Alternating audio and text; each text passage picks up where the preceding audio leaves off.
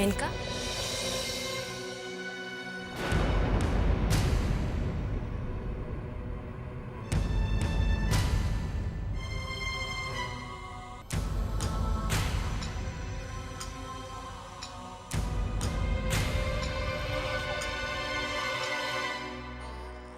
क्या हुआ?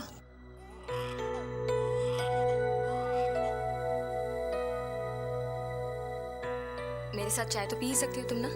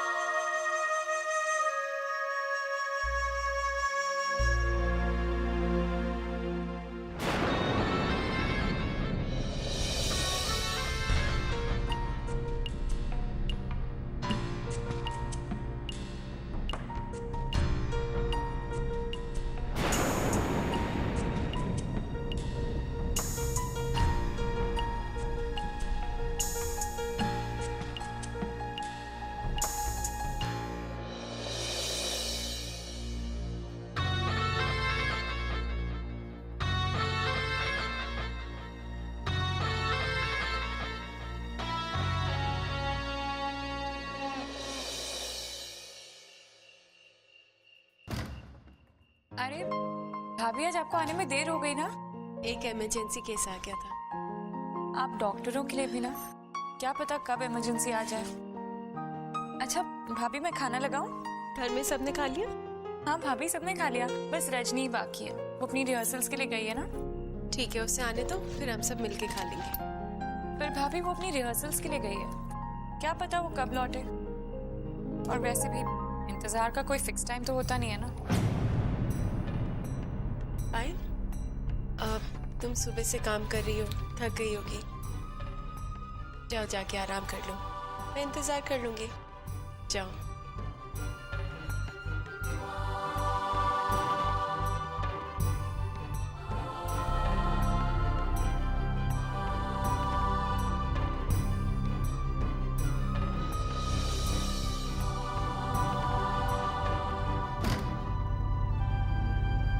ये ले।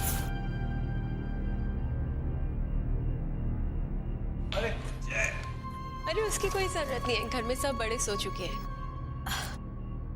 सॉरी भाभी, आज मेरी रिहर्सल का पहला दिन था और आज ही मुझे आने में देरी हो गई।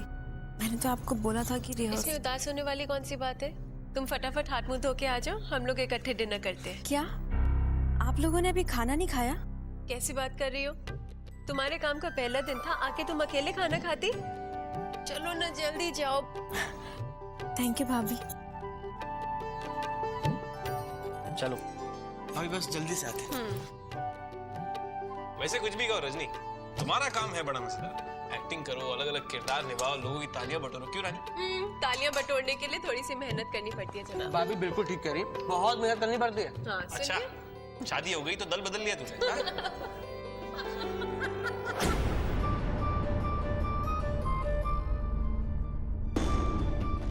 रानी भाभी इतना लेट खाना खा रही है, वो भी रजनी की खातिर।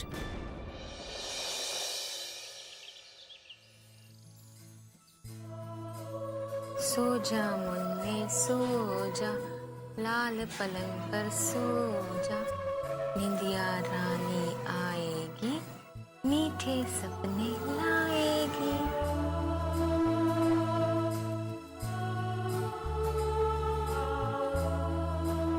मेनका,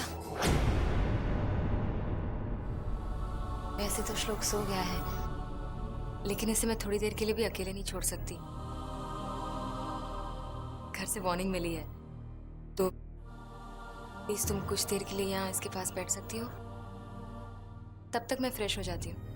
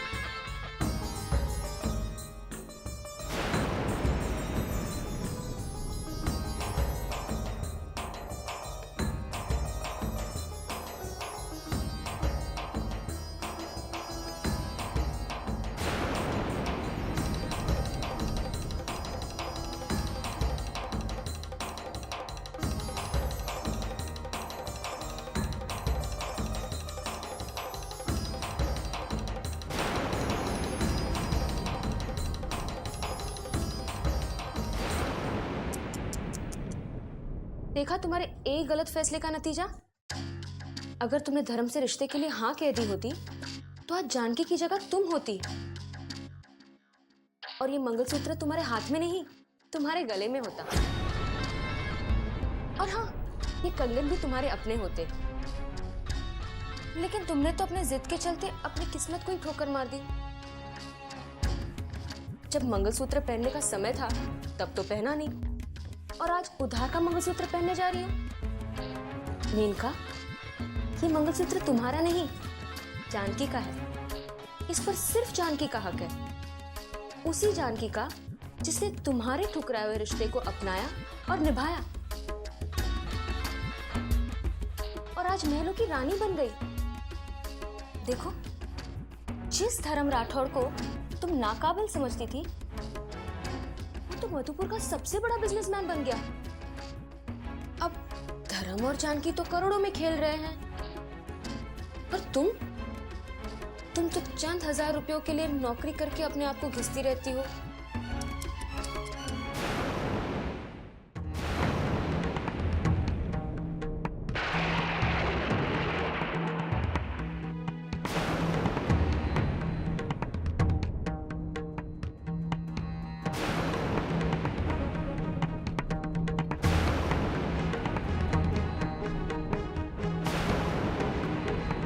मेनका,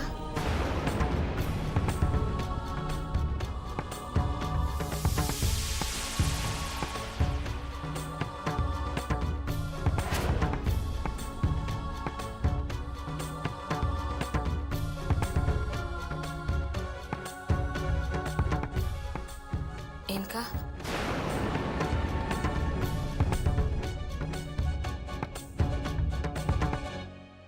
मैं तुम्हारा दर्द समझ सकती हूँ। हर औरत के कुछ अरमान होते हैं, सपने होते हैं। उसका दिल, उसकी आत्मा यही चाहते हैं कि उसकी मांग में सिंदूर सजे, उसके गले में मंगलसूत्र चमके, उसके हाथों में चूड़ियां खनके। और ये सब जिसकी निशानी होती है वो होता है सुहाग, एक प्यार करने वाला पति। एक औरत का जीवन तभी संपूर्ण होता है जब उसे एक प्यार करने वाला पति, मान देने वाला परिवार और हंसता खेलता बच्चा मिल जाए।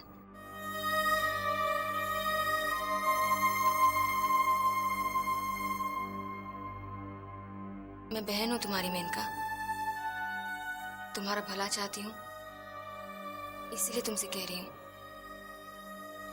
तुम दूसरी शादी क्यों नहीं कर लेती? जिंदगी की राहें आसान तो नहीं ना? कब तक अकेले सफर करती रहोगे? इसीलिए कह रही हूँ, दूसरी शादी नहीं करनी मुझे, फिर से शादी नहीं चाहिए कोई पति मुझे। मैंने अपनी राह चुन ली है, अकेले जिंदगी जीना आता है मुझे। ना तो मुझे किसी की दखलंदाजी चाहिए, ना ही किसी की राय। तुमने कर ली ना शादी, खुश हो ना तुम अपनी जिंदगी में? मिल गया ना सब कुछ तुम्हें? घर, परिवार, पति, बच्चा, दौलत। तो एंजॉय करो ना अपनी जिंदगी, खुशियां मनाओ। मेरी जिंदगी में दखल मत दो। ना मुझे कल किसी की जरूरत थी और ना आज किसी की जरूरत है। मैं अकेले खुश रहना जानती हूँ।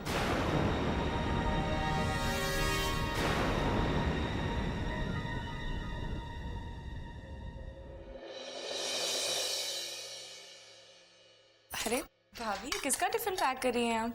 रजनी का, उसे सुबह सुबह रिहर्सल के लिए जाना होता है ना, बस उसी के लिए पैक कर रही है।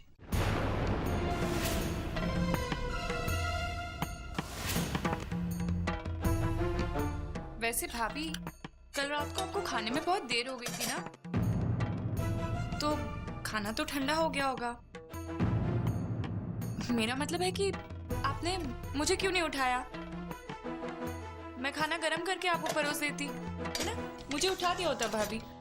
कोई बात नहीं पायल, तुम दिन भर काम करती हो ना तो थक जाती हो, और फिर गुड़िया के साथ तो ज्यादा थकान हो जाती है ना, इसीलिए नहीं उठाया। हाँ भाभी, मैं कुछ काम कराऊं किचन में? जी नहीं रजनी जी, सारा काम हो गया है। तुम बस अपनी रिहर्सल पे ध्यान दो, अपनी लाइंस रटो।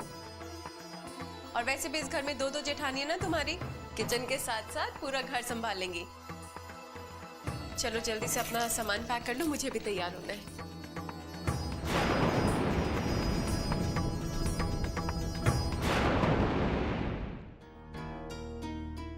मैं तुम्हारा दर्द समझ सकती हूँ।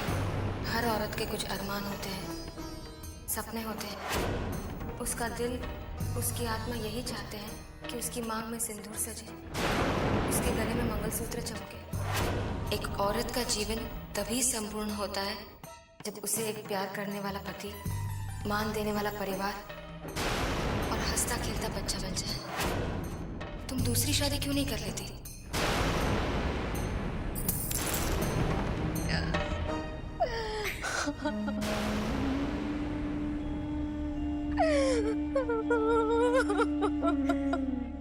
बच्चा, ये कैसा इंसाफ है भगवान का। अब देखो ना, कितनी अभागन है बेचारी की।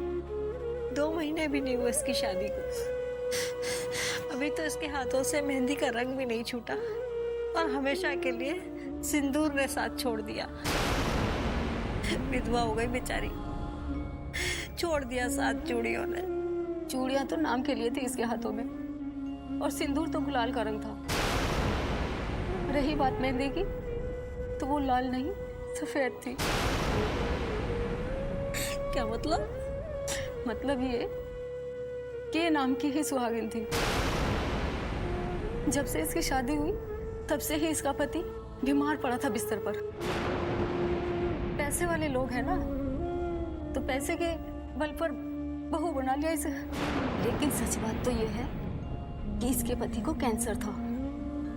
अब पैसे से जिंदगी तो नहीं खरीदी जा सकती ना।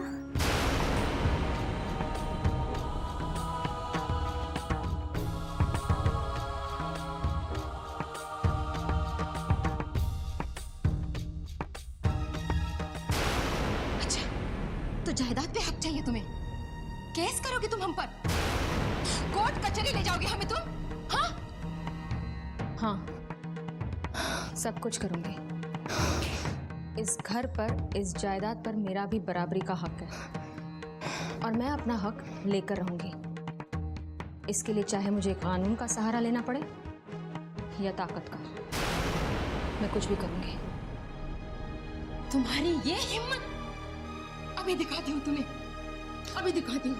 चलो निकलो इस घर से, छोड़ो, निकलो और दोबारा मुझे शक्ल भी मत दिखाना तुम, अच्छी समझी? जो करना है वो कर लो, नहीं चाहिए मुझे ऐसी बहू। अरे तुम एक पत्नी नहीं हो, पत्नी के नाम पे कलंक हो, कलंक। तुम चलो निकलो यहाँ से, सिर्फ दौलत की पुजारी हो तुम। पति को गुजरे 1 महीना भी नहीं हुआ और तुम्हें सोने चांदी की चमक दिखाई देने लगी। हाँ? मैंने अपना बेटा तो खो ही दिया है, आज के बाद तुम भी मेरे लिए मर गई, समझी तुम? चलो निकलो मेरे घर से, निकल जाओ। मैं इस घर से अपना हिस्सा लेकर ही जाऊंगी। अच्छा ये बात है, अभी दिखाती हूँ। अरे श्यामा, रामलाल, मीरा, कहाँ गए तुम सब लोग? इसको अभी घर से धक्के देकर बाहर निकालो। कोई मुझे हाथ नहीं लगाएगा। ये क्या है? निकालो ये घर से बाहर, हाथ नहीं लगाएगा। छोड़ो मुझे, छोड़ो मुझे, मैंने कहा ना छोड़ो। छोड़िए मुझे, जाओ इसे। मैं नहीं जाऊँ, धक्के देके निकाल दो बाहर इसे। बड़ी आई मुझे आंखें दिखाने वाली। दरवाजा खोलिए, बड़ा मुड़ के मेरे घर की तरफ देखना भी नहीं, समझी तुम? दरवाजा खोलिए मेरे घर, दरवाजा खोलिए।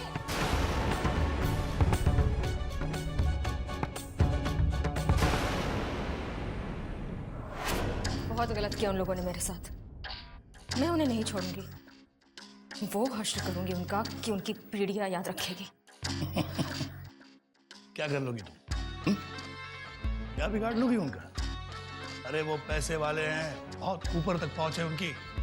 और हाँ, ये जो तुम हक वक की बातें कर रही हो ना, सब धरी की धरी रह जाएगी। और रही बात तुम पर हुए जुल्म की, तो कौन देगा तुम्हारे पक्ष में गवाही? कोई नहीं। तुम खामोखा सोच सोच कर अपना दिमाग खराब कर रही हो तुम। जब देखो पैसे का भूत सवार रहता है तुम्हारे सर पर।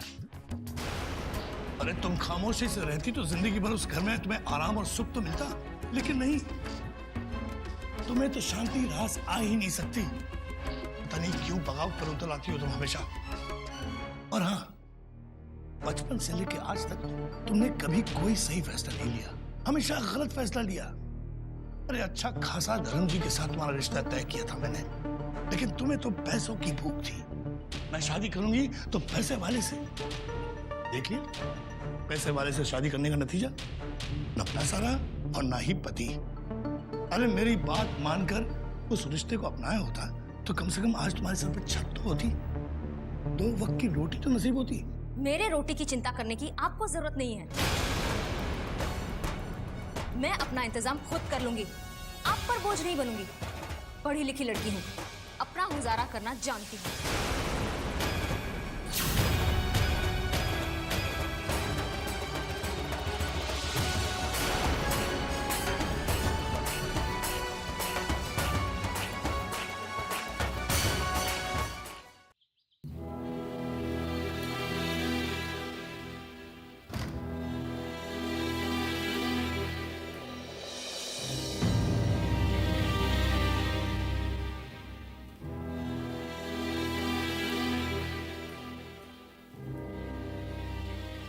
बेटे वो मुझे कुछ पैसों की जरूरत थी। कैसे पैसे? इस महीने का किराया और मेरे हिस्से की घर खर्ची दे चुकी हूँ ना मैं। अब किस बात के पैसे चाहिए आपको? धीरे बोलो बेटे, मौके की नजाकत को समझो। बेटे जानकी बिटिया परसों बाद अपने मैके आई है और मेरा नाती भी पहली बार इस घर में आया है। बेटे मैंने सोचा कि उसके लिए कोई सोने की चेन या कुछ। इन सब फालतू चीजों के लिए मेरे पास पैसे नहीं है। आपको अपनी बेटी और नाती पर बहुत प्यार आ रहा है ना, जताइए ना प्यार। अरे मन हो रहा है सोने की चेन देने का, सोने की क्यों, हीरे की दीजिए, स्पेशल ऑर्डर दीजिए, लेकिन प्लीज अपने पैसों से, मेरे पैसों से नहीं। बेटे मेरे हालात तुम जानती हो, सोना तो दूर की बात है, मेरे पास चावल खरीदने तक के पैसे नहीं है। बाल बाल कर्ज में डूबा हुआ हूं मैं।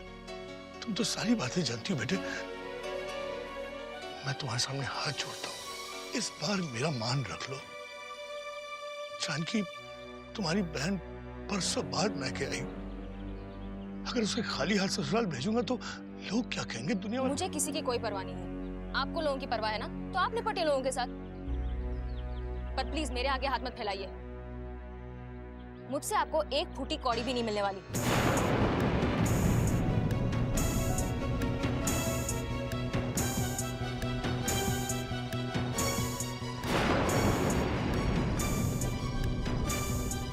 बाबा,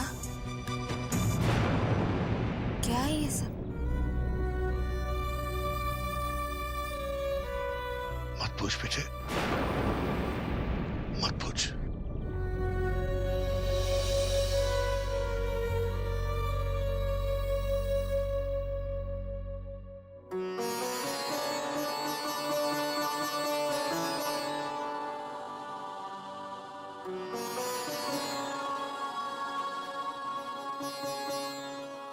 बाबा,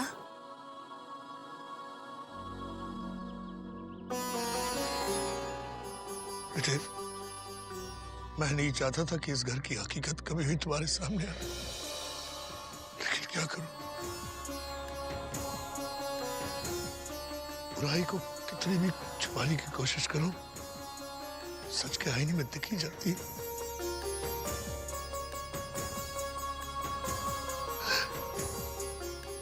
मैं तो ये सोचकर तुम्हें यहाँ लाया था कि इतने सालों बाद तुम्हें यहाँ आकर खुशी मिलेगी, तुम्हें मैके का सुख मिलेगा। ऐसा कुछ नहीं कर पाया तुम्हारे लिए। नहीं बाबा। सुख तो दूर की बात है बेटे, उल्टा तुम्हें यहाँ लाकर मैंने दुख ही दुख दिए है। एक लाचार और मजबूर बाप के हालात मैं तुमसे छुपा नहीं पाया।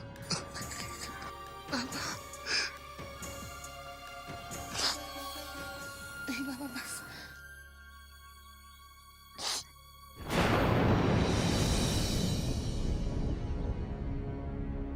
वक्त वक्त की बात है बेटे। अच्छा खासा बिजनेस था मेरा, दिन पर दिन डूबता गया और मैं घाटे में चला गया।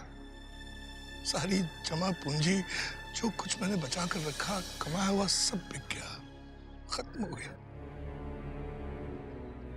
और आज हालात ऐसे हैं कि छोटी छोटी जरूरतों के लिए अपनी बेटी के आगे हाथ फैलाने पड़ते हैं।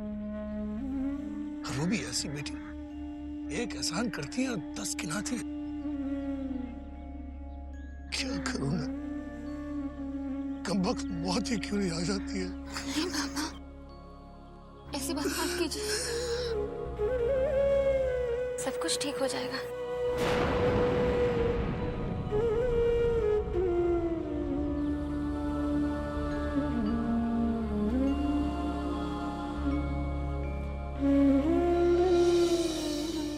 धर्म भैया, ताऊ जी, आपको पता है वो डिजाइनर कपड़ों के बारे में बात कर रहे थे, वो कारोबार हमने शुरू कर दिया है। ये देखिए, डिजाइन अभी अभी आए हैं। हमने मशीनों का और डिजाइनर्स का पूरा बंदोबस्त कर लिया, हमें बस अप्रूव करना है। और हमें एक प्रोसेसिंग यूनिट खोलना है ताकि हम ये डिजाइनर कपड़े अपने तरीके से बना सकें। ये देखिए, हमने कोटेशंस भी तैयार कर लिए। इससे हमारे बिजनेस को बहुत ग्रोथ मिलेगी ताऊ जी। जरूर बढ़ेगा ऋषभ बेटा। अरे कारोबार तो जितना बढ़े उतना अच्छा है। बिजनेस का एक उसूल है बेटा, ईमानदारी। जितनी ईमानदारी से बिजनेस करोगे उतनी ही ज्यादा तरक्की होगी, उतनी जल्दी तरक्की होगी। दिखा लीलावती, देख रही हो कितने कम समय में बच्चों ने कितनी ज्यादा तरक्की कर ली है। अपना खुद का प्रोसेसिंग हाउस शुरू करने जा रहे हैं ये लोग। और ये तो अभी शुरुआत है बेटा। भगवान की दया से दिन दुगनी और रात चौगुनी तरक्की करोगे तुम लोग। थैंक यू ताऊ जी। बस अभी हमें एक अच्छा सा नाम सोचना है प्रोसेसिंग यूनिट के लिए। क्या रखें? ना, अरे भाई, ये प्रोसेसिंग यूनिट तो मेरे पोते के शुभ कदमों का नतीजा है। जाहिर है कि इसका नाम मेरे पोते के नाम पर ही रखा जाएगा, श्लोक प्रोसेसिंग यूनिट। नाम कैसा है? बहुत अच्छा नाम है ताई जी। श्लोक प्रोसेसिंग यूनिट।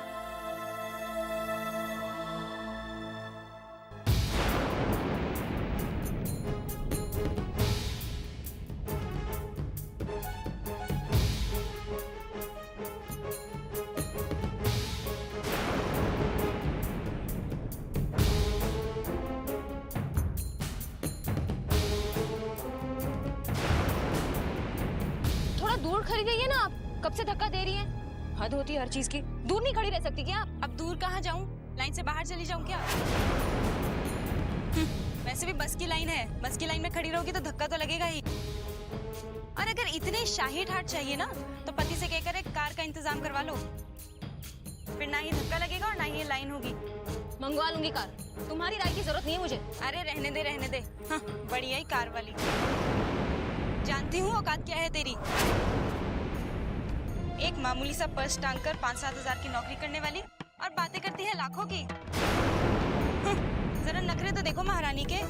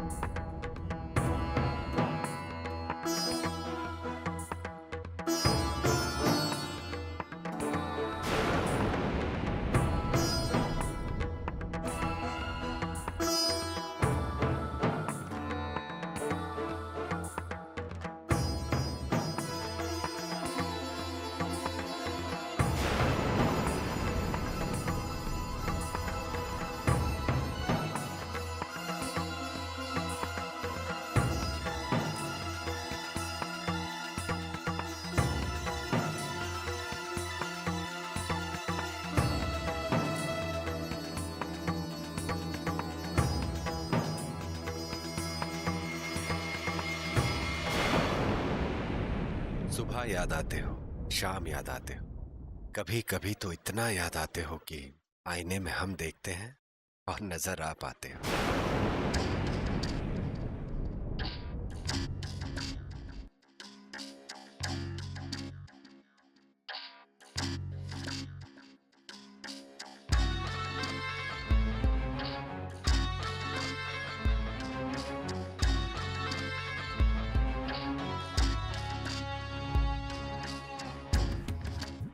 हाँ जानकी, ये सच है, बहुत याद आ रही है तुम्हारी। सोचता हूँ हर पल तुम्हें याद करके एक गुलदस्ता भेजता रहूं।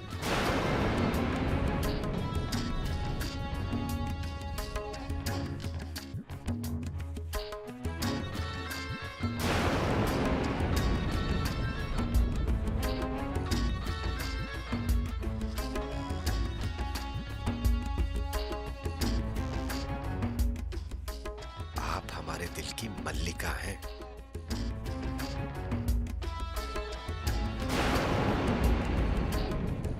और एक बात अच्छी तरह समझ लीजिए पापा, मैं किसी भी कीमत पर धर्म राठौर से शादी नहीं करूंगी।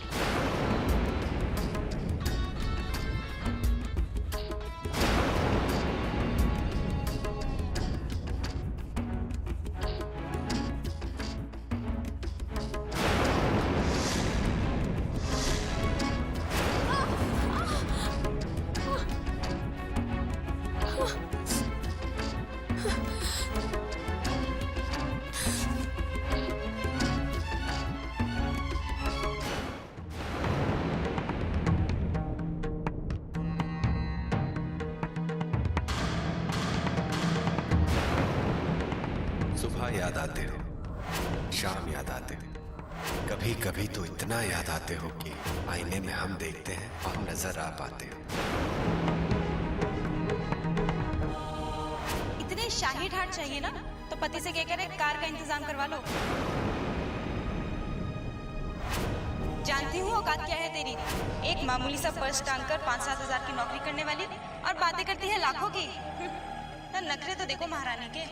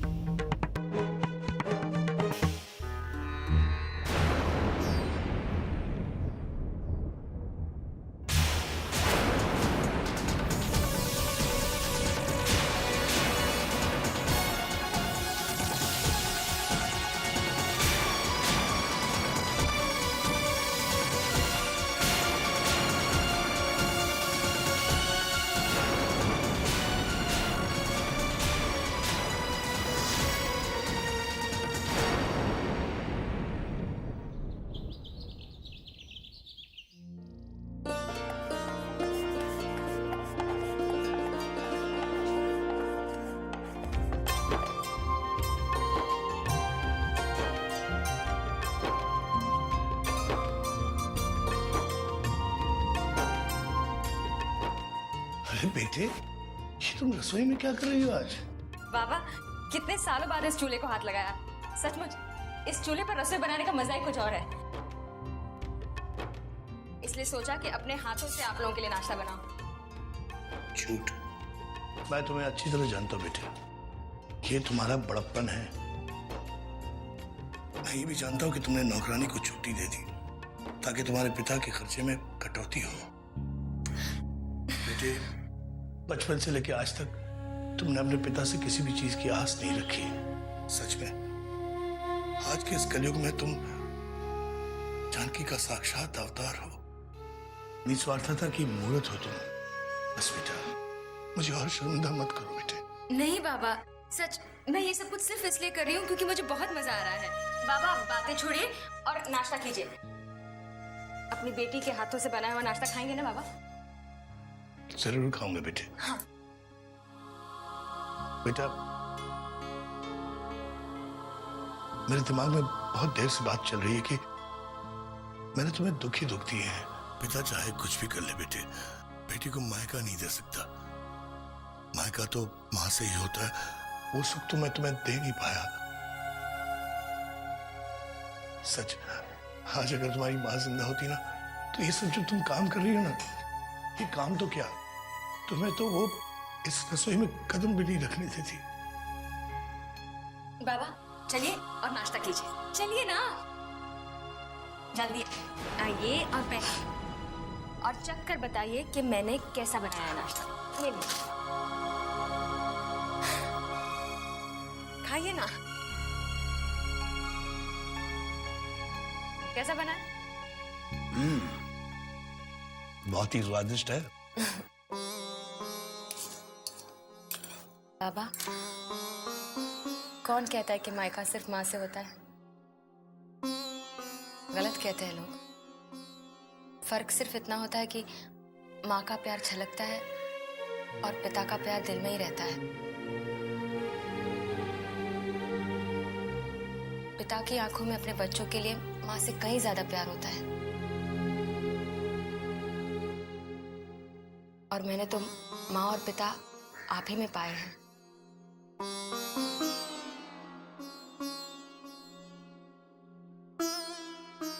खाइए ना।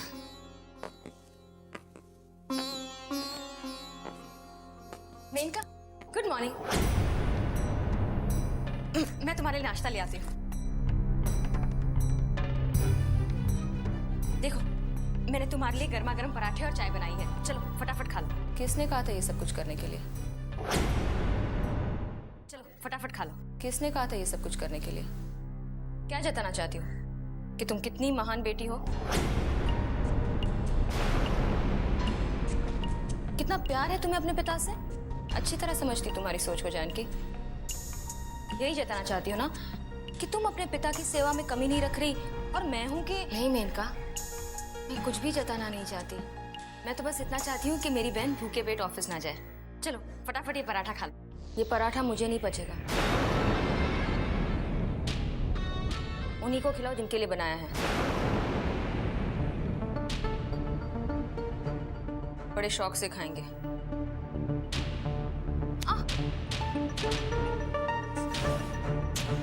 इस चप्पल को भी अभी टूटना था। दिन की शुरुआत ही खराब हुई है, यानी पूरा दिन कैसे जाएगा।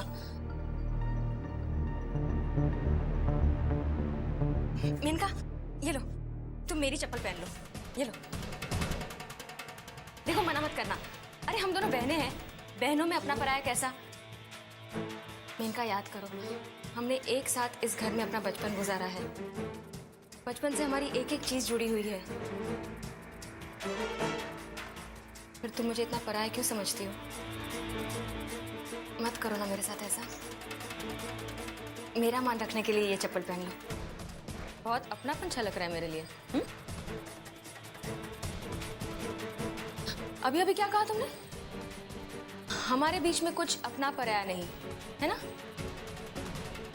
अगर ऐसा है जानकी, तो इन सैंडल्स के अलावा और क्या क्या बांट सकती हो तुम मेरे साथ?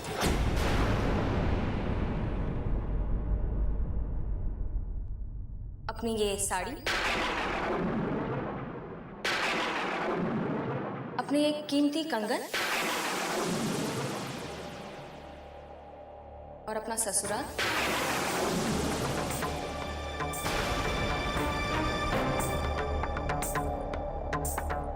मेनका, सामान संभाल कर बात करो। आज तुम अपनी बहन से उसके कंगन, उसके ससुराल मांग रही हो। ये मत भूलो कि राठौड़ का रिश्ता पहले तुम्हारे लिए आया था, लेकिन उस समय तुम्हें महल सूझ रहा था, दौलत के ढेर पे बैठना चाहती थी तुम। वो रिश्ता तुमने खुद ठुकराया था। शर्म आनी चाहिए तुम्हें ऐसे बात करते हुए। मुझे क्यों शर्म आनी चाहिए? नहीं चाहिए मुझे किसी की तकदीर और ना ही किसी का ससुराल। मैं अपनी जिंदगी में खुश हूँ, लेकिन ये जो जानकी यहाँ आकर सब नाटक करी ना, सब समझती हूँ मैं। जब से यहाँ आई है तब से दिखावा करी है। पैसों की खनक आ रही है इसकी चूड़ियों से, और कपड़ों पर ये जो हीरे मोती पहन के घूमती रहती ना, सब कुछ मुझे दिखाने के लिए। सब कुछ जानती हूँ मैं। ये मुझे जलाना चाहती है, अपने आप को मुझसे बड़ा साबित करना चाहती है। बहन के नाम पर बदला ले रही है ये। नहीं मेनका, तुम मुझे गलत समझ रही हो। मैं क्यों जलाऊंगी तुम्हें? प्लीज जानकी, तुम्हारे ये नाटक मेरे सामने मत करो। मैं तुम्हें अच्छी तरह जानती हूँ, इसलिए बेहतर होगा कि तुम मुझसे ना उलझो।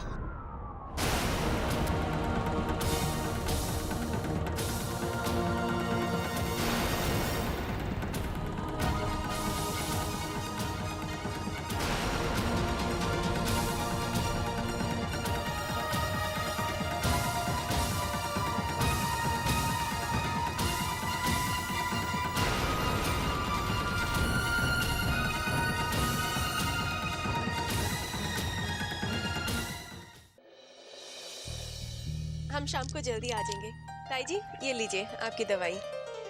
अरे बेटा, लेकिन ये तो पहली वाली दवाई नहीं है। हाँ ताई जी, मैंने बदल दी है। आपके घुटनों का दर्द बढ़ गया है ना, तो इसलिए आपको हायर डोज दी है।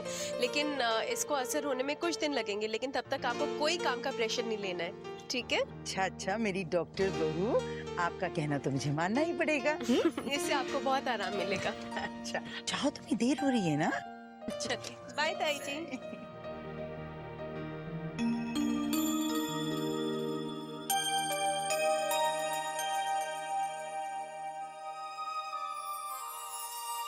अरे पायल बहू, यहाँ ना तो। हाँ ताई जी, क्या काम था? जल्दी ही वो बड़ी एकादशी आ रही है। हम सब उस दिन व्रत करेंगे और दिन भर हम फलाहार पर रहेंगे। तो अब फलाहार की तैयारी करनी चाहिए ना। तुम आज ही महाराज के साथ फलाहार बनाना शुरू कर दो। करने को तो मैं भी मदद करना चाहती थी, पर क्या करूं बेटा, इस कमबख्त जोड़ों के दर्द ने तो मुझे लाचार बना दिया है। अरे चलना तो दूर, उठा भी नहीं जा रहा। मगर ताई जी, अगले मंगल को तो 3 दिन बाकी है। एक दिन पहले भी तो हो सकती है ना एकादशी की तैयारियां। मतलब संडे को रानी भाभी और रजनी दोनों घर पे रहेंगे, तो हम सब साथ मिलकर तैयारियां कर सकते हैं। अरे मेरा मतलब ये था कि रजनी तो अभी घर में नई नई बहू बनकर आई है ना ताई जी, तो घर के रीति रिवाज उसके सामने करेंगे तो वो भी थोड़े सीख जाएगी। सीख जाएगी बेटा, धीरे धीरे सब कुछ सीख जाएगी। अरे उसे आए हुए वक्त ही कितना हुआ है, पूरी जिंदगी जो पड़ी है उसके सामने। और जरा सोचो तो, रजनी को छुट्टी एक ही दिन मिलती है, उसमें वो अपने पति के साथ घूमने जाएगी या रसोई में पसीना बहाएगी? अच्छा बेटा, एकादशी की तैयारी अभी शुरू कर लो। जाओ।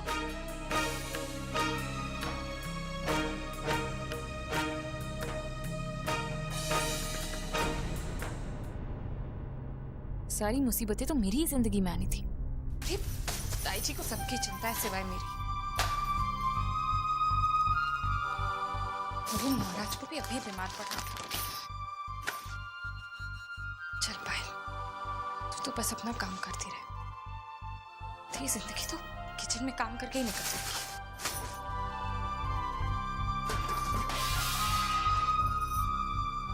अरे पायल बेटा, क्या हुआ? ताई जी, वो कुछ नहीं, मेरे हाथ से जरा परात फिसल गई। कोई बात नहीं बेटा, जरा संभल के, कहीं तुम्हें चोट ना लग जाए। संभल के बेटा।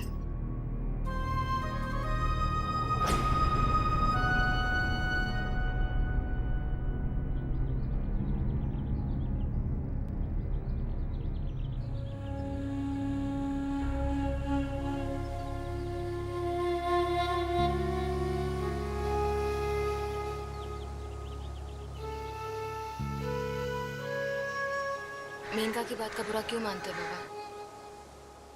हम तो उसे जानते हैं ना, बचपन से उसका स्वभाव थोड़ा सा गुस्से वाला रहा है।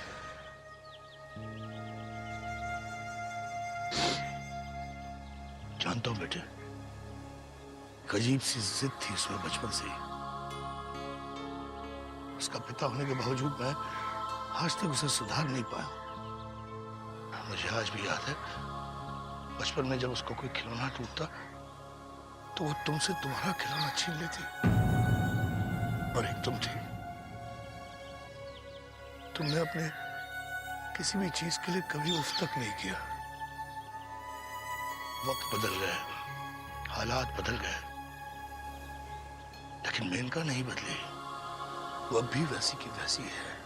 आज भी उसके मन में उसकी बहन के लिए ईर्ष्या है, एक द्वेष झलकता है उसकी आंखों में तुम्हारे लिए।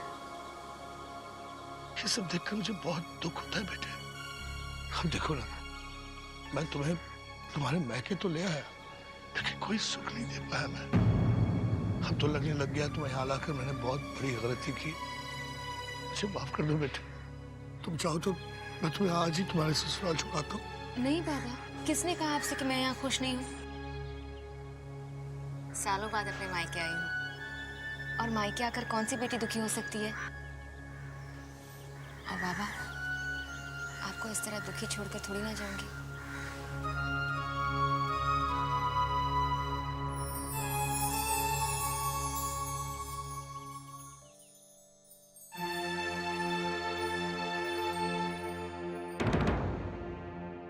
मम्मा मेरी दाल। यहीं कहीं होगी, जाकर ढूंढ लो। मम्मा मेरी दाल चाहिए। कहा ना मुझे परेशान मत करो। सबका काम मैं ही करती बैठूं क्या? किचन का भी काम संभालूं, तुम्हारी डॉल भी ढूंढूं? जाओ खुद जाकर ढूंढ लो। परेशान करके रखा हुआ है यहाँ पे। जाओ, बोला ना मैंने।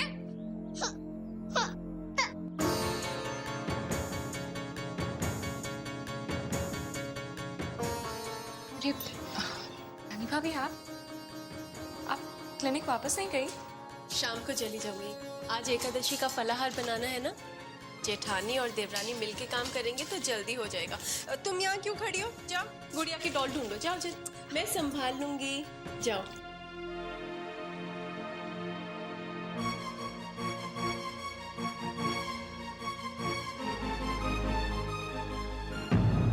जब से यहाँ आई है तब से दिखावा करी है। सब कुछ जानती हूँ मैं। ये मुझे जलाना चाहती है। अपने आप को मुझसे बड़ा साबित करना चाहती है। बहन के नाम पर बदला ले रही है ये।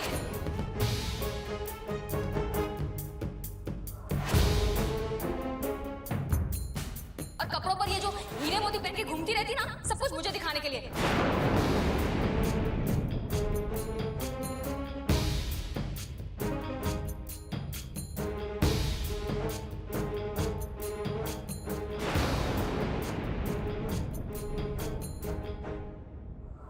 पैसों की खनक आ रही है इसकी चूड़ियों से।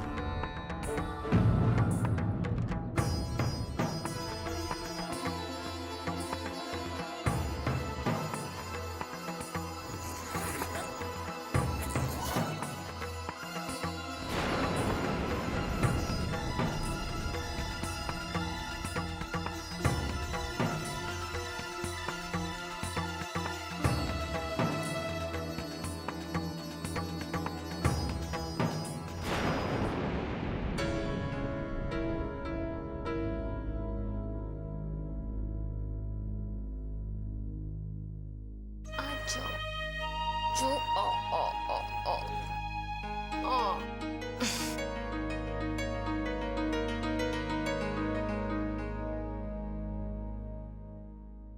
बाबा अरे बेटे, ये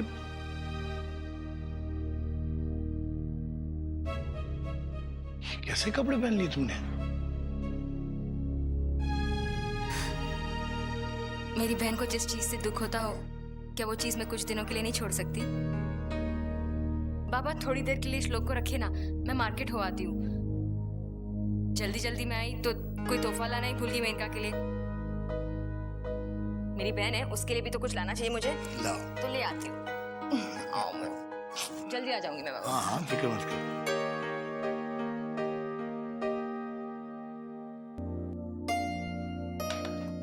अरे भाभी, ये क्या? ये तैयारियां कैसे हो रही हैं? महा एकादशी है ना, बस उसी के लिए फलाहार बन रहा है। अरे हाँ, पता है रानी भाभी, शादी से पहले भी मैं हमेशा एकादशी के बारे में भूल जाया करती थी और मुझे तब याद आता था जब बाबूजी बड़े प्यार से मुझे फलाहार बना के अपने हाथों से खिलाया करते थे। अरे वाह रजनी, तुम तो बड़ी किस्मत वाली निकली। देखो ना, अब शादी से पहले तुम्हें जो लाड प्यार और सुख अपने मायके वालों से मिलता था, अब वही लाड और सुख तुम्हें अपने ससुराल वालों से भी मिलता है। और तब तुम्हारे बाबूजी तुम्हारे लिए फलाहार बनाते थे, अब देखो माई जेठानियां बनाती हैं। सच में पायल भाभी, हूँ तो मैं बहुत किस्मत वाली।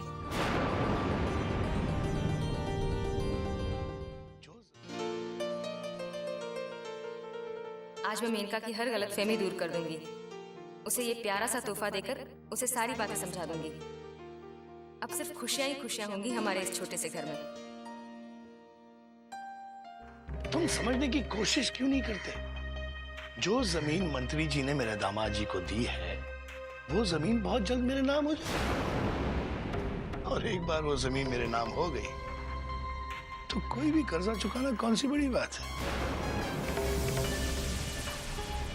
सोने की कीमत है वो जमीन। सारे कर्जे तो यूं चुका दूंगा। पर तुम्हारे दामाद वो जमीन तुम्हारे नाम क्यों करेंगे? देखो, बातों से कुछ नहीं होने वाला कांता प्रसाद। जमीन तो क्या धूल भी नहीं आएगी तुम्हारे हाथ में। कोई और रास्ता सोचो।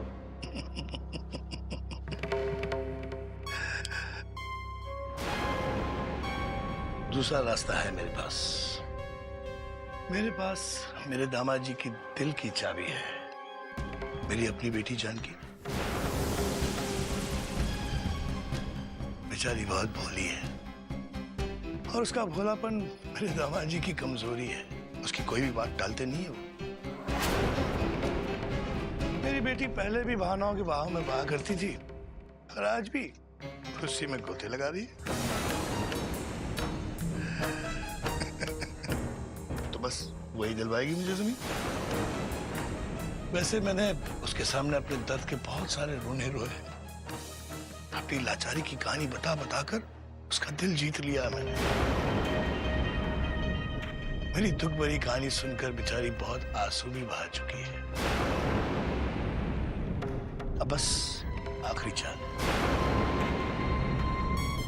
आज रात ही मैं उससे उस जमीन के बारे में बात करूंगा। और बात क्या, समझो जमीन मेरे नाम हो गई।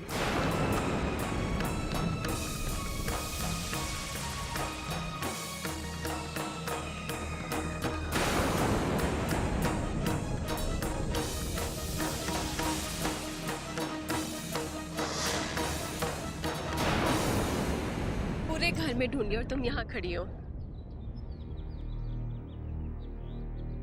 पायल, मैं कई दिनों से देख रही हूँ कि तुम बहुत परेशान लग रही हो। तुम्हारी उदासी, तुम्हारी बेचैनी साफ तुम्हारी आंख से झलकती है। क्या बात है पायल? ऐसी कौन सी बात है जो तुम्हें अंदर ही अंदर खाए जा रही है? पायल, दिल की बात को दिल में ही रखोगे ना तो वो बोझ बन जाएगी। कहते ना, दिल की बात किसी अपने के साथ शेयर कर लो तो दिल भी हल्का हो जाता है और हो सकता है जिन सवालों का जवाब तुम ढूंढ रही हो वो भी तुम्हें मिल जाए। भाभी, पता नहीं, कई दिनों से मैं अपने आप को इस घर में बहुत ही अकेली महसूस कर रही हूँ। देखिए ना, जानकी भाभी अपने मायके गई हुई है, आप भी क्लिनिक पर चली जाती हैं, और रजनी वो तो उसकी रिहर्सल्स के लिए ही चली जाती है। तो भाभी घर में कोई नहीं होता, ऐसे सूना घर जैसे काटने को दौड़ता है। इतना चिड़चिड़ापन हो जाता है भाभी कि मुझे कुछ अच्छा नहीं लगता। मैं समझ सकती हूँ कि इंसान अगर खाली बैठा रहे तो डिप्रेशन हो जाती है और अकेलेपन की वजह से चिड़चिड़ापन शुरू हो जाता है। लेकिन पायल, तुम इसे अपने स्वभाव का हिस्सा मत बनने दो। और तुम खाली क्यों बैठोगी? तुम्हारे पास तो दुनिया का सबसे जरूरी काम है। तुम एक माँ हो। तुम जानती हो पायल, बच्चे को संभालना कितना बड़ा काम है। गुड़िया है ना तुम्हारी, उसके साथ बातें किया करो, मीठी मीठी उसकी बातें सुना करो। उसके साथ तुम्हारा कितना दिल लग जाएगा, तुम्हें खालीपन का एहसास ही नहीं होगा। और बस उसी में अपने आप को बिजी रखा करो। देखो पायल, अभी गुड़िया बड़ी हो रही है। कहते हैं कि इस उम्र में बच्चे को जो भी बोलो ना, वो झट से सीख जाता है। जब तक गुड़िया 1 2 3 4 सीखेगी, जानकी भाभी भी वापस आ जाएंगी और रजनी भी अपनी रिहर्सल, अपने प्ले सबसे फ्री होके घर आ जाएगी। बस फिर हम तीनों मिलकर तुम्हारी पूरी मदद किया करेंगे। बिल्कुल अकेलापन का एहसास नहीं होने देंगे तुम्हें, ठीक है? लेकिन तब तक अपने इस चेहरे से उदासी हटा दो। हमें हमारी पायल ऐसे उदास चेहरे के साथ बिल्कुल अच्छी नहीं लगती है। तुम मुस्कुराती, तुम बहुत प्यारी लगती हो, ठीक है? मेरी बात का ध्यान रखना।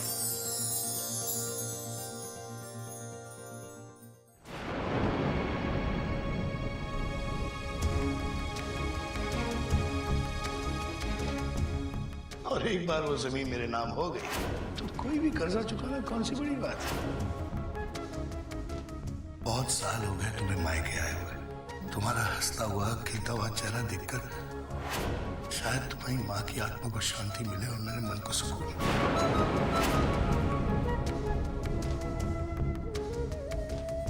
सच, आज अगर तुम्हारी माँ जिंदा होती ना, तो ये सब जो तुम काम कर रही हो ना, ये काम तो क्या, तुम्हें तो वो इस रसोई में कदम भी नहीं रखने देती। मैं नहीं चाहता था कि इस घर की हकीकत कभी भी तुम्हारे सामने आए। अच्छा खासा बिजनेस था मेरा, दिन पर दिन टूटता गया और मैं घाटे में चला गया। और आज छोटी छोटी जरूरतों के लिए अपनी बेटी के आगे हाथ फैलाने पड़ते।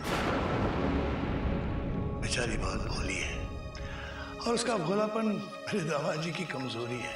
मेरी बेटी पहले भी बहानाओं के बहाव में बहा करती थी और आज भी उसी में गोते लगा रही। वैसे मैंने उसके सामने अपने दर्द के बहुत सारे रोने रोए, अपनी लाचारी की कहानी बता बताकर उसका दिल जीत लिया मैं।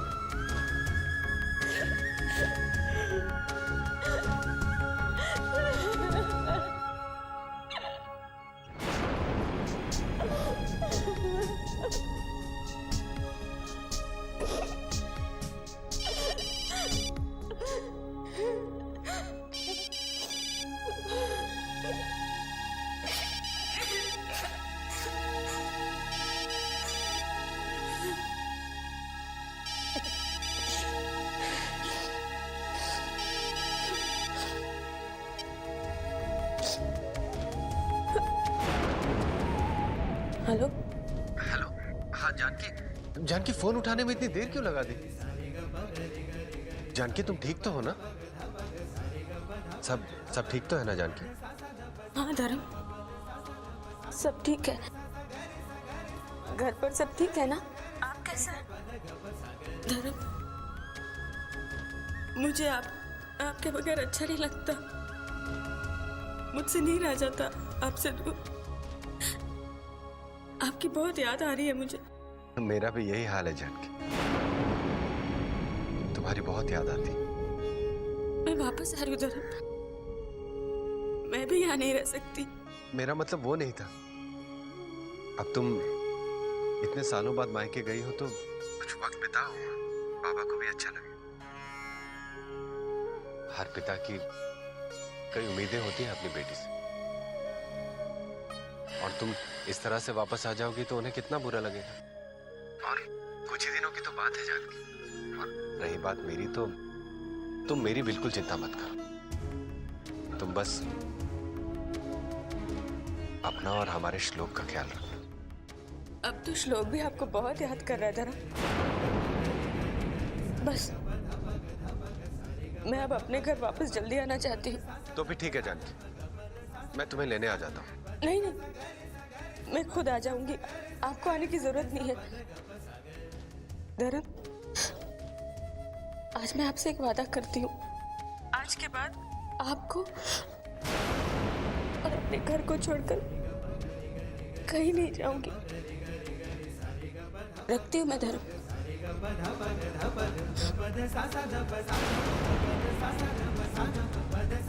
आज आपसे एक वादा करती हूँ धर्म, कभी भी आपको और अपने घर को छोड़कर कहीं नहीं जाऊंगी। जानकी को क्या हो गया? वो इतनी उदास क्यों थी?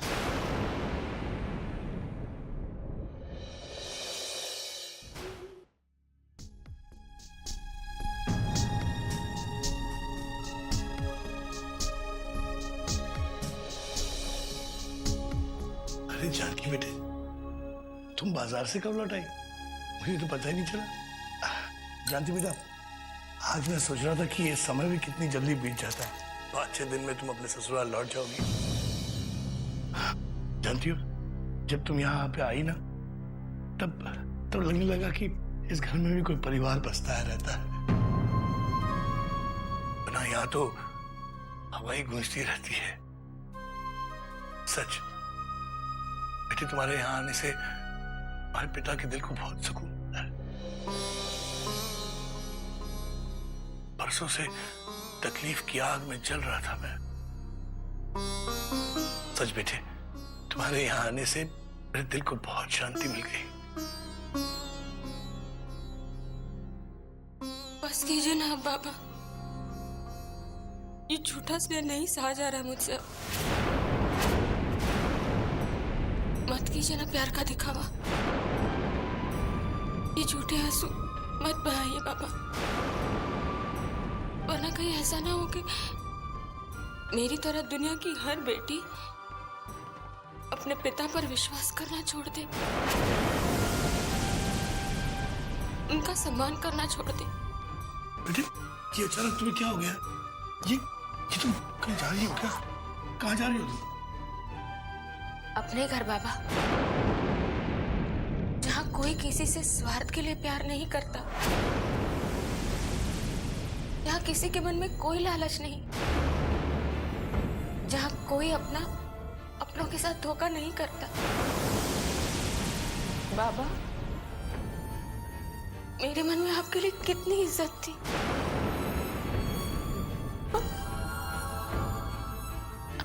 आपने मेरे साथ धोखा किया। नहीं बेटे, मेरी भावनाओं का मजाक उड़ाया आपने बाबा। नहीं, आपको अपनी बेटी नहीं, वो जमीन का टुकड़ा चाहिए था। अपना नाती नहीं, उसके पापा की दौलत चाहिए थी बाबा। नहीं बेटे, ऐसी बात नहीं है। गलती मेरी थी बाबा, मुझे आपके साथ यहाँ आना ही नहीं चाहिए था। नहीं बेटे, मेरी बात सुनो बेटे, मेरी बात सुनो बेटे, ऐसा मत कहो भगवान के लिए। मेरा भगवान जानता है कि मैं आज भी तुमसे बहुत प्यार करता हूँ बेटे। पर हाँ, वक्त और हालात बदल गए हैं, लेकिन ये जो तुम स्वार्थ की बात कर रही हो ना, ये सब वक्त की मार है बेटे। बेटे मेरी बात सुनो, सोचो जरा, मैं तुम्हारा जन्मदाता हूँ, बाप हूँ तेरा। मेरा कुछ तो ऋण है तुम पर। उस ऋण के बदले में क्या तुम मुझे छोटे से जमीन का टुकड़ा नहीं दिलवा सकते? बेटा, तुम्हारे पास दौलत का भंडार है, अगर उस भंडार में से मुझे एक जमीन का टुकड़ा दिलवा दीजिए तो तुम्हारी दौलत पे कोई कमी नहीं आ जाएगी। बेटा बहुत बड़ा सागर, उसमें से अगर 2 बूंद कम हो जाए तो क्या फर्क पड़ जाएगा सागर को? उस जमीन के टुकड़े से आपकी लालच का समंदर नहीं भरेगा बाबा। और जिस जमीन के टुकड़े पर आप अपनी लालच की नजरें जमाए बैठे हैं, वो हमारी नहीं, राम जी की है। राम जी के नाम पर है वो जमीन। मंत्री जी ने ये जमीन दी जरूर है उन्हें, लेकिन उस पर कोई मकान बनाने के लिए या उसे किसी को बेचने के लिए नहीं। उस पर राम जी का नाम गूंजेगा, राम जी का पाठ किया जाएगा वहां पर। और मेरे जीते जी वो जमीन आपको कभी नहीं मिल सकती। बेटे बात सुनो बेटे, बेटे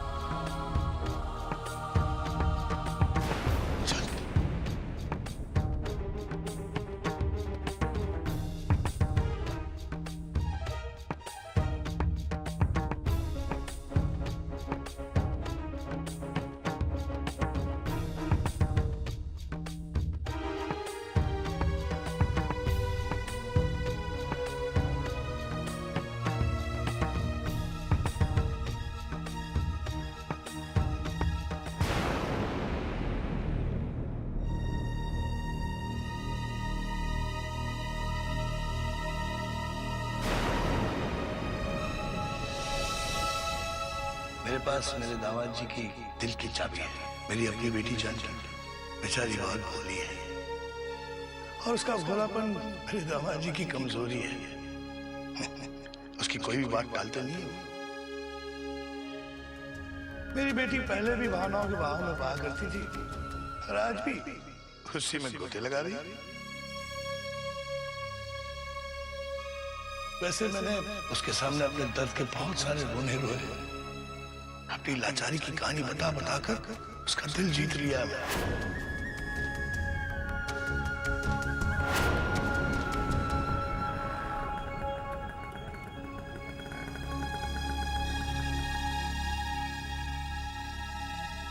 ये लीजिए भाई साहब।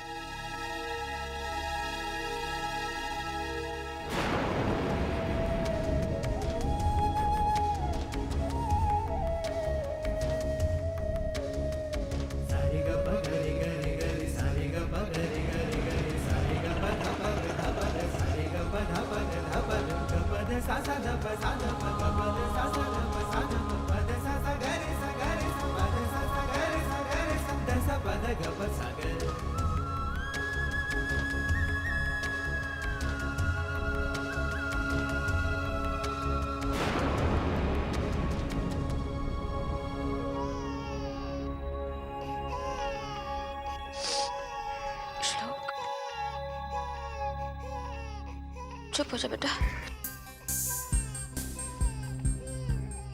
अरे बिटिया, इसे भूख लगी होगी, थोड़ा सा दूध पिला दीजिए, अभी चुप हो जाएगा। दूध? पर मैं तो घर से कुछ लाई ही नहीं।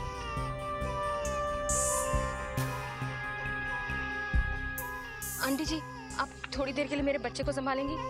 मैं इसके लिए दूध ढूंढ के लाती हूँ। ठीक है। मेरा सामान भी पड़ा हुआ है यहाँ पर।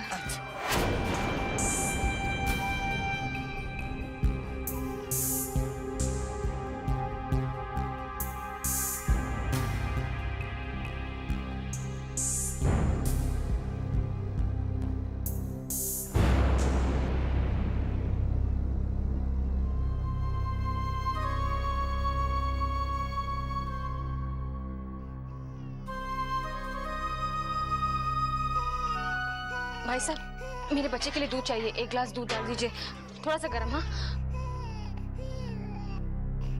भाई साहब, थोड़ा जल्दी कीजिए ना। बस बस बस, ज्यादा गर्म तो नहीं है ना।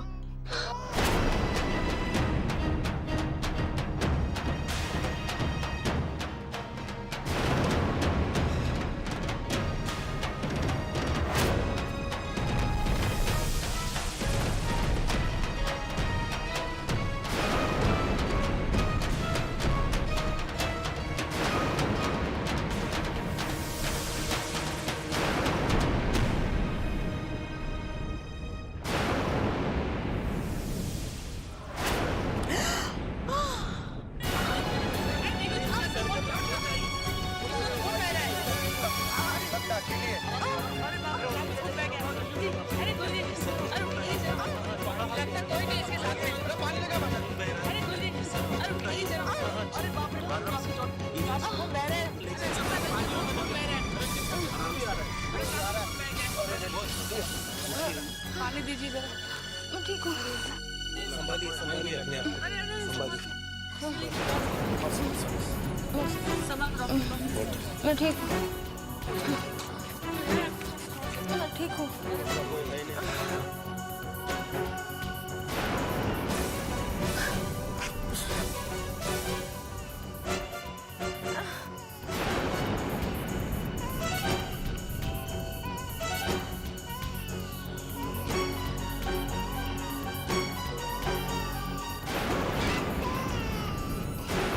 अरे बिटिया, आपको तो गहरी चोट आई है, बहुत खून बह रहा है।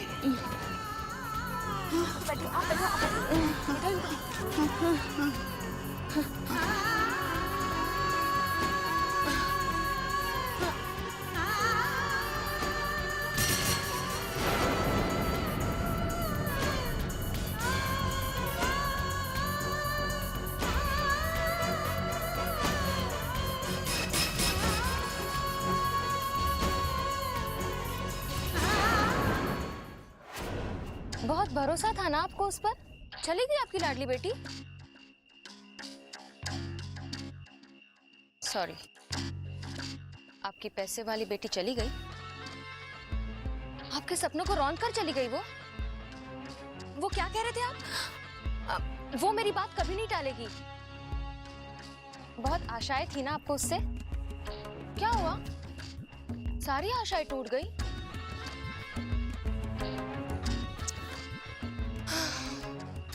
अब तो भगवान ही मालिक है आपका। आपकी तो जिंदगी में नुकसान ही नुकसान लिखा है। उसके पीछे कितना सारा खर्चा कर दिया आपने। नतीजा क्या हुआ? 500,000 और नुकसान हो गया आपका। अब क्या जवाब देंगे आप अपने कर्जदारों को? वो तो कल सुबह घोड़े पर सवार होकर आ जाएंगे। अब तो आपका सुख और चैन दोनों कर्जे में डूब गया है ना। वो लोग तो आपको चैन से नहीं जीने देंगे।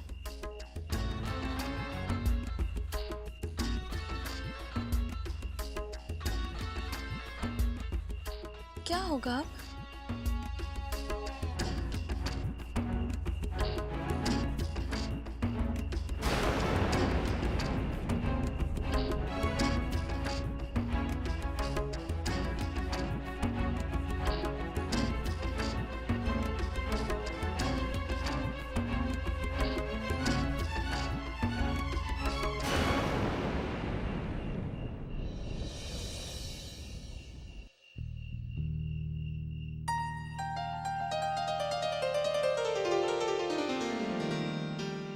धर्म भैया को जानकी भाभी की याद आ रही? नहीं, मैं तो नहीं। अच्छा, तो आपको बिजनेस की बातें याद आ रही? तो कारोबार बहुत अच्छा चल रहा है, फिक्र मत कीजिए। तुम कह रहे तो अच्छा ही चल रहा होगा। अच्छा चल रहा है। चाय पियेंगे? हाँ, चाय पिला। चाय बना। हेलो जी, मैं ये बताने के लिए मैंने फोन किया था कि कोई मिस्टर धर्म राठौड़ की पत्नी के सर पर गहरी चोट आई है।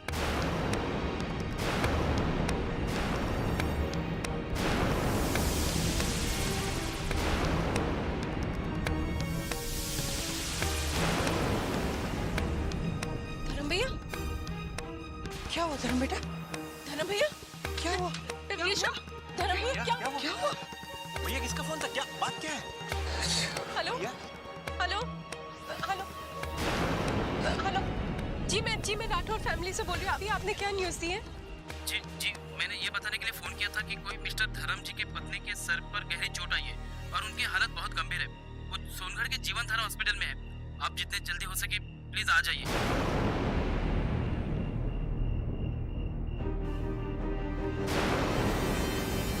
आप बैठिए, इधर आइए, बैठिए।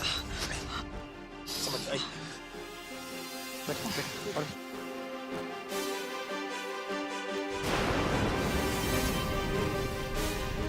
क्या बोल रही थी? रानी, क्या हुआ?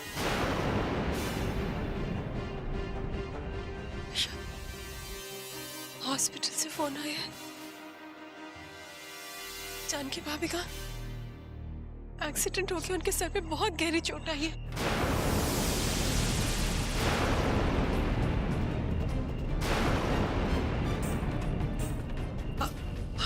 अरे बेटा तुम फिक्र मत करो, राम जी पे भरोसा रखो बेटा, जानकी को कुछ नहीं होगा।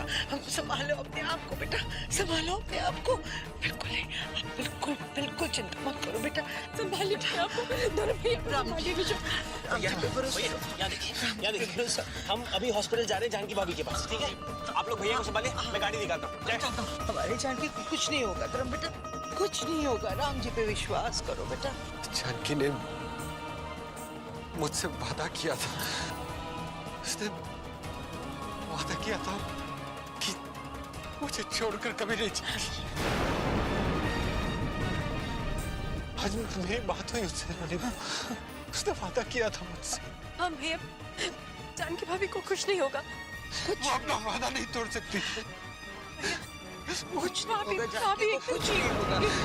वादा नहीं तोड़ सकती हूँ।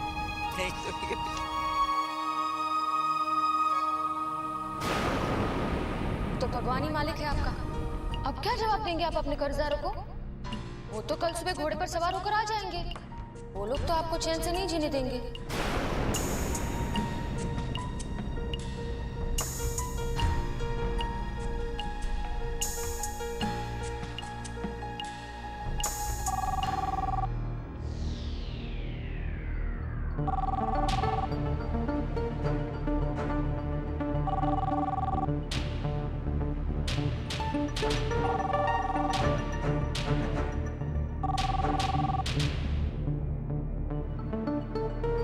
कब से फोन बज रहा है, उठा क्यों नहीं रहे? और किसके जाने का अफसोस मना रहे हैं आप यहाँ बैठे बैठे? फोन उठा। अरे हाँ, आप कैसे फोन उठाएंगे? आपको तो पता है कि यहाँ कोई शरीफ इंसान फोन ही नहीं करेगा। जरूर किसी गुंडे या मवाली का फोन होगा, मांग रहा होगा पैसे आपसे। चाहिए ना, फोन उठा के सुनिए कि आज कौन सी नई धमकी मिलने वाली है आपको। अब तक तो आपके कानों पर आदत हो गई होगी। अरे उठे जाइए ना।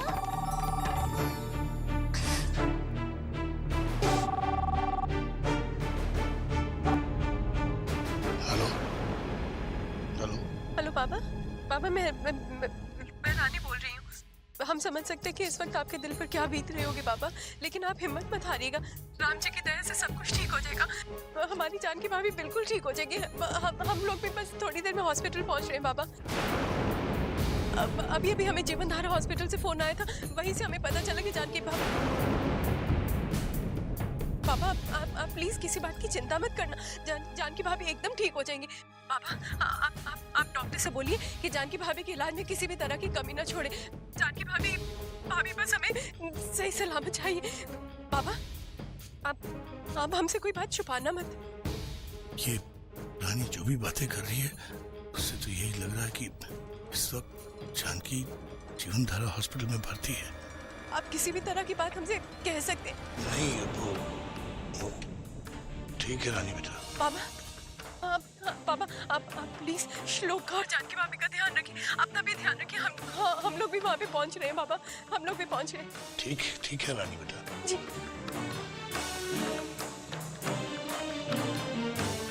जानकी जीवन धारा हॉस्पिटल में।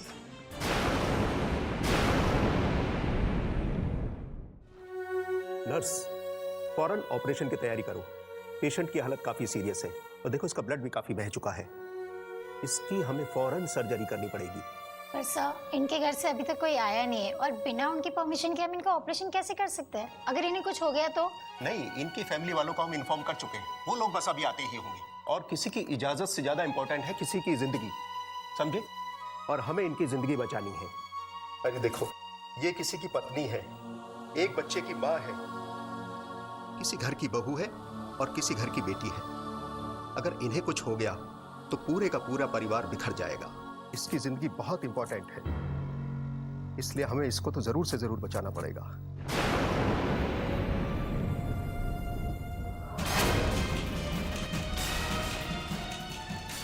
जानकी राठौर कौन से कमरे में है? जी, एक मिनट। जल्दी बताइए ना। हाँ जी, वो तो इस वक्त ऑपरेशन थिएटर में है और उनकी फैमिली में से अब तक कोई नहीं आया है।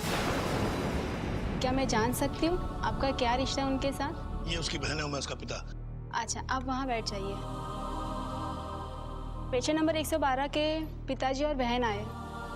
Okay sir.